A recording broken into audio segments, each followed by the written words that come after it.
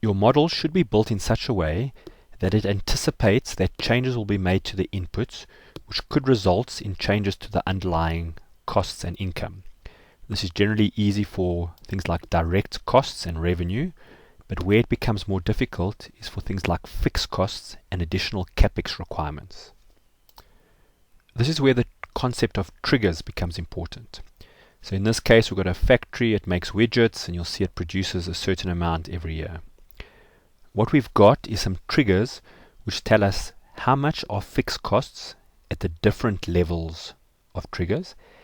And just as importantly, we've got an initial capex amount, but at what point do we need to spend more capex? So you'll see at 1,750, we need to spend more capex. Your model should be built in such a way that if things change, so you'll see there's our profile.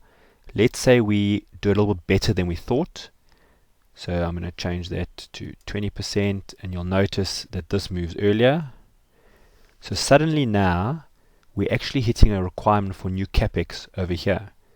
Notice the model automatically moved the capex.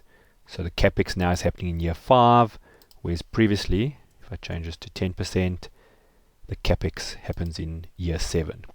Similarly with fixed costs, we know that if we produce nothing, there still are fixed costs. At some point, perhaps we need to hire new people, maybe get a new office, buy new vehicles, etc. The model should automatically calculate that. So you'll see over here, when we're only producing 1,000 widgets, it's only using that fixed costs. But as we go up, it automatically adjusts the fixed costs.